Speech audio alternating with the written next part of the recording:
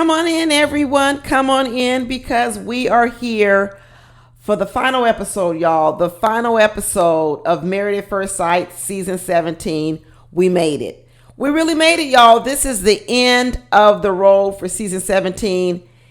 And I know y'all got to be happy because I'm happy too. I'm so happy, y'all. I am so happy. We talk about what was this one called? Hurt or healing. I'm ready to go on and get some healing. Me personally, I'm ready to move on and get some healing. And we got this last episode with Where Are They Now? Married at First Sight, Where Are They Now? It's been 9 months. 9 months is long enough to birth a baby.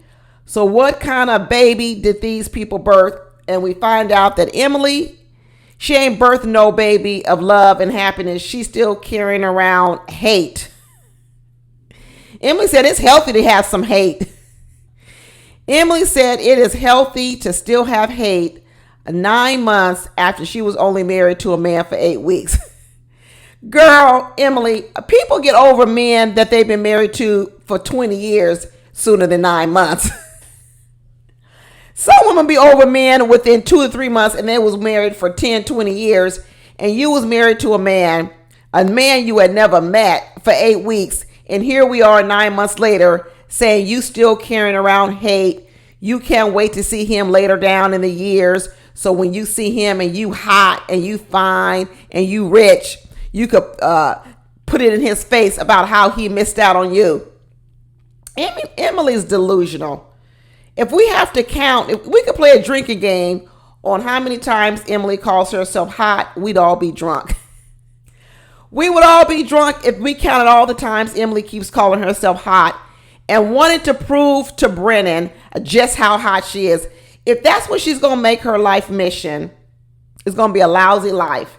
It's going to be a lousy life sitting around and waiting around for the day in your life to come when you might bump into some man you was married to for 8 weeks that you hate just so you can prove to him that you hot and you rich. Girl, get out of here. And this whole idea of getting these tattoos with Claire, horrible idea. They will regret it. They'll be back at that tattoo shop trying to make something different from that tattoo. It wasn't nothing but a squiggly line anyway, talking about it was a wave. I sure these tattoo artists, they know how to get over on y'all. They know how to get over on y'all. She put out a squiggly line that a 2-year-old could do. And now that's the symbolism for Claire and Emily. You see that Lauren and Becca didn't want them doggone tattoos. Becca came up with some lie talking about she's going to the woods or something. I guess Becca must have picked up how to lie from Austin. Becca said there's one thing I came about with was I know how to get out of stuff. I know how to make up excuses and lies to get out of things I don't want to do without telling you I ain't doing it. So Becca, you talking about you didn't learn nothing from Austin. Yeah, you did. You learned how to lie and make up excuses. So instead of telling those ladies you don't want no tattoo memorializing this period of your life, you said it might get infected because I'm going to be in the woods. Girl, just tell the truth. At least Lauren was smart enough to tell the truth and said, I really don't know if I want a tattoo memorializing this. Who would? If it's such a horrible place, who would? You know who would? It would be Claire and Emily because those two, they like to hold on to hate. They like to hold on to negativity. So yeah, they want to do it. And then why the heck would you want to have to tell this story to other men that you meet?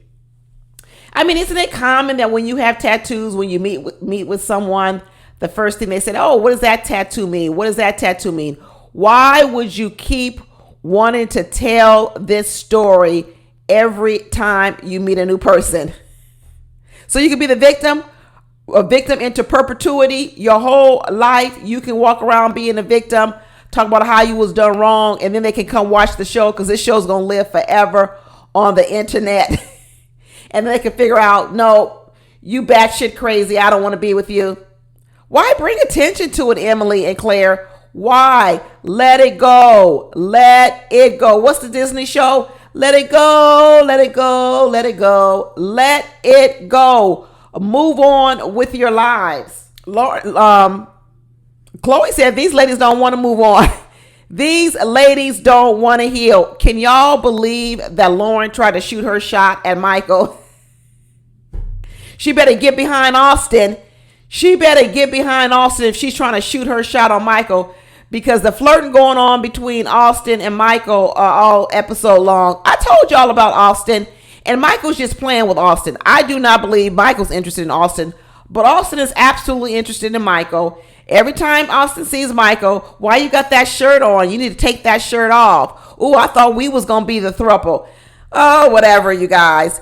You know what? If people don't still believe that Austin is in conflict, that's on you. That's on you out here in the world. But no man, straight man, continually makes references like this to another man. Take your shirt off. You need to take that shirt off. Give me a hug. His hugs and hugging Michael are the longest between anyone. Oh, I thought you was talking about me when you said our friendship was seamless and that we could be a throuple. Ugh. And every person Austin meets, it's based on a lie. Now he's sitting over here talking about his roommate missed him. Ugh. Austin, are you trying to make us believe one more time that there could possibly be a romantic interest with you and another woman out here in the world? So you've been friends with this woman or roommates with this woman for all this time, and now you want to allude to the fact that, wow, maybe there's something between us. No, it ain't. Just like that girl said, all she probably missed was somebody wanting to talk to when they got home. She's not interested in him, and he's not interested in her. I get tired of Austin trying to throw us off the scent to keep up this illusion that he's interested in women. He's not. I'm sick of it. I'm so glad when this season is over, and the season is going to be over right now. This is the last video. But I can't believe that Lauren tried to shoot her shot at Michael, and Chloe said, well, she must have forgot where his loyalty lies. She must have forgot where his loyalties lie. And bad move, Lauren. I don't even know why Lauren did that. That was tacky. That would be real tacky. I don't know who's out here in these internet streets that they're talking about saying that Michael would make a good match with Lauren or Lauren with Michael. No, they wouldn't. That would be a horrible match. Horrible match. Good thing, whoever's saying that, good thing they are not on this matchmaking show, because I don't know why they think Lauren and Michael will make a good match. Why? What do they have in common? Just the fact that they was both dumped by their spouses where everybody was. Why? Because they both like to talk and hear themselves talk? Because Michael definitely likes to hear himself talk. One thing we know now is Michael likes to hear himself talk. Sometimes it's exhausting to listen to him. And even Chloe said, that man gives me a headache. Even Chloe said that man gives her a headache. Michael likes a lot of attention. And I think a lot of the things that he does is to get attention. And I'm wondering who is Michael really? Because this episode, Michael was tatted up and chest out. There was no ounce of real femininity around him, but he likes attention, and he's willing to flirt with whoever will give him the attention. He was flirting with Chloe on this episode. He was flirting with Lauren on this episode, and he was flirting with Austin on this episode. But truth be told, he flirts just to be seen. Michael flirts just to be seen. And all this regretting that he said no to Chloe at the altar, that's all because of what he said his friends have down said. Hey, why would you give up Chloe? She's the best of all the wives. So now he says, oh, let me go back here and pretend like I messed up, that I really want to be with Chloe. You didn't want to be with Chloe. You didn't. Michael likes to be seen. And just like that tattoo he got, he said, a crying angel. He likes conversation, topics of conversations. He likes to evoke thought, and so he could talk even more. And I don't even think that he and Chloe were a good match. I like Chloe. I must say that I don't think that she's an actress. I don't think that she is. I know we talked about that early in the season. And I think that she was real. And that fact that when Michael started coming back around and trying to flirt with her, like, well, maybe there could be more. That's what he was trying to allude to. I was happy she closed that door, because we do know that she wasn't interested in him too much from the beginning either. I think she would have tried more, but we probably would have ended up in the same space. We would have. But I think Michael, just like we accused Chloe of with those 200 goats and the 5 foster kids, which we know she's never going to do, and how she might have used that moment to sort of shoo off Michael. I think Michael used a lot of this femininity, dressing, earrings, high heels, whatever he was going to do the same thing. Because Michael in this episode came out full masculinity. Tattoos out, chest out, fully men's suit. There was no skirts, a real modest earring. His hair is cut differently. His aura is differently. The way he's walking is differently. I think Michael really played up that whole dress, skirt, earrings, clothes. He played it up a lot in the beginning, and I think it was just a way to stand out. I do. I think Michael likes to be seen. And then when he realized it didn't work for him, when he realized it backfired on him with Chloe, he decides to switch it up. And now we're seeing this whole other part of Michael here and now. So, you know what? Are they a good couple? No. Good thing. Not Claire. Good Lord. Chloe, good. Close the door on Michael. Let him know that, nope. You know what? Sometimes it's the right. What was her phrasing? She said a good little phrase at the end. I wrote it down. She said sometimes it's the right package and the wrong address. I love it, Chloe. I love it. That's a good one. Michael, you might got a good package, but you at the wrong address. So keep on walking, buddy. Keep on walking. There's somebody out there for Michael. He's a good guy, but I think he just needs to figure out who he really is. He said he wants to be growing to becoming more empathetic. And at first, he's been saying that for a couple of episodes, and I didn't quite know what he meant. But kind of now I think I know what he means. And I think what it is Michael probably thinks a lot about how he can be seen first, and so that might can come off as insensitive to another person. So I think what he thinks about is how he will look, how his image will look, what he wants to do with himself first, which is fine. But oftentimes what can happen is if you're always in that space, then you never look at the other person as well. And that can sometimes show a lack of empathy for another person's point of view, because you're typically in the beginning focused on your own point of view. And I can see that with Michael, because I do see him, the way I see him moving between the different factions of people is almost as if he wants to be seen, or if he wants to be, put up on a pedestal in front of those people. And he knows that Austin has a crush on him. Michael knows that Austin has a crush on him, and he plays it up. He really does. The same thing he did with Lauren, playing with those words, oh, the internet wants us to be together, even though we know he's not interested in Lauren. He played it up. And it's the same thing he's doing with Austin. Austin's being led on. But you know what? That's okay, because maybe what it will do for Austin is it will make Austin really lean in to his attraction to men. And then maybe eventually he'll just come out completely. Maybe this is the bridge Austin needs to say, you know what? I feel so wonderful when I think about Michael. This is the way I want to feel about my spouse. And now I realize that maybe my spouse isn't a female. Maybe my spouse needs to be a male. Come on, Austin, get with it. You're not getting any younger. You're not getting any younger. Go ahead and start living your truth. But I can't believe what Chloe was saying, that down on the internet, in these, like she said, people was accusing her of stealing husbands. Girl, it ain't too hard for somebody to steal these husbands from these ladies, because these men never wanted the women. You can't steal a man that don't really want to be where he is. He ain't stolen. He walking away. These men are not stolen from these women. So whoever was saying that, they was wrong. Those men can't be stolen, because they was already walking away from them women. So that ain't called stealing. Orion looks like he's trying to grow up a little bit. He's saying he wants to take more accountability. And he said what he learned was that he needs to be more precise. He's too general when he speaks, and that can make people misconstrue what he's saying. That's a roundabout way about saying he needs to stop lying so much. He talking about it's a misunderstanding, it's misconstrued, and maybe I wasn't clear enough. No, it's a lie. But he can't say. What you need to say, Orion, is what I learned was I tell a lot of lies. I tell a lot of lies, and I need to stop lying so much. But he tried to put a different kind of spin on it and say he needs to be more clear, and he's a little bit too vague. Basically, he lies through omission. It's still a lie, Orion. Just say it. You need to work on stop lying so much. Emily still ain't put the pieces together with Claire. She's still running around praising Claire, talking about, you were the first one that saw through Brennan. Of course she was, Emily. Of course she was the first person to see through Brennan. She was the first person to see through every man. Haven't y'all put the pieces of the puzzle together? It was Claire who saw through Orion first. It was Claire who saw through Brendan first. It was Claire who saw through Austin. But y'all still want to believe she couldn't even see through her own man, Cameron.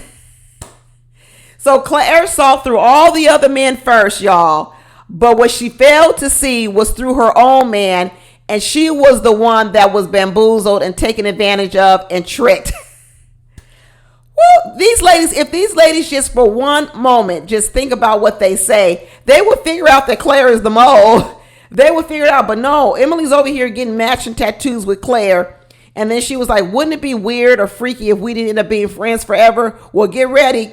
Get ready, Emily, because you ain't going to be friends forever. One day you going to wake up from this drunkenness, this fog you in. And when you wake up, hopefully the hate will be gone from your heart. And then maybe you'll relook at the friendship you have with Claire and realize she been the mole all this time. Then you're going to need to do a whole nother round of healing. Another round of healing, because you know what? You're going to get hurt by Claire. You're going to get hurt by Claire. Because any therapist running around co-signing on a woman who just said hate is healthy, and the therapist is over there shaking their head going, yeah, that ain't no real therapist and that ain't no real friend. Brendan said he got him a new girlfriend, and he said, stay tuned. There may be some news to come. So Brendan probably going to run around and get married real soon, y'all. That's what he talking about. He going to get married real soon, and Emily going to have a fit. She going to be all up in IG, sending all kind of nasty messages. And Cameron, I don't know. He looked like he's living down in the basement still with them spiders because it looked like he ain't shaved in 9 months. We talk about 9 months. Has Cameron even shaved in 9 months? He back on that bike, though. He's back on that bike and doing strenuous stuff. So I guess his heart is healthy now. Isn't that ironic that all of a sudden now his heart is healthy enough? He back on his bike. He got him a new full-time job. And I don't know. I hope he got rid of that apartment, but he looked like he ain't shaved in 9 months. He need to shave. It ain't a good look, Cameron. You need to shave. But Michael gifted his little orange sweater to Chloe and said, you look better in it. And she said, good, because she trying to move on. She not trying to be friends with these women. She called them the mob, the pink mob. Oh, somebody last week in my comments had me laughing. We were talking about the new BBL. The new BBL. We're not going to call the BBL the Brazilian butt left. We're going to call the BBL the bitter bitchy ladies. That's the new BBL, the new bitter bitchy ladies. And Chloe said they don't like me and I don't like them, and that's fine. I don't want to be part of that mob where they don't want to break free of each other. And they just, Dr. Pia tried to give them a warning and said, y'all need to break this up. This is not healthy. You need to do your healing on your own. You need to break this up. But they still running tight. They still running tight. But they are going to have to break up if they really want to heal. Because now what happens is your healing is too tied to somebody else not healing. And you got Emily running around talking about, I hate is healthy. I don't want to be tied to nobody running around talking about hate is healthy. Well, that's it, y'all. Not a long video. That's it. We just wanted to come through here, wrap it up. I wanted to come through here and say thank you to all y'all who stuck with me through the whole season, whether you watched the show and watched my recaps or whether you just watched my recaps. Thank you so much for all the love, for all the support, helping my channel grow this year. Thank you for all the gifts you guys sent me. Thank you for all the birthday wishes, everything. I really love you guys. So the only shows I'm reviewing right now are the Never Ever Mets, which is just going to be full on comedy all season long. So if you want to laugh, tune in to that every week with me just to laugh, because ain't nothing serious going to be going on over there. And then I think I might start reviewing Love During Lockup. It started last week. I did watch the first episode. I don't know if y'all watch it. I've never watched this series before. But I said, hey, you know what? In between Ready to Love coming on, in between Married at First Sight coming back or for Chicago, and in between maybe some other housewife show I may review, why not go ahead and get down in the gutter and watch some of these shows of relationships that are odd. We over here watching Never Ever Met's people who are now meeting for the first time after dating for up to 12 years. But never seeing each other. We might as well go on over here and start looking at some people dating inmates. But it was interesting. The first episode was interesting. So come back and check out my channel real soon, because I think I'm going to go ahead and post a review for Love during lockup. And I'm still kind of reviewing what's the show, Martha's Vineyard. But to be honest with y'all, I'm trailing off on that show. I don't see much of a storyline going on there. Nothing too much of their conversation is interesting to me. And it's just a lot of right now crying. And I don't know. If it turns around and there's a good episode, I definitely come back. But right now, I'm not, committing to reviewing that show every single week. But that's it, y'all. That's for now. Once again, thank you. And I will see you guys at the next review. Check it out. Talk to you later. Bye.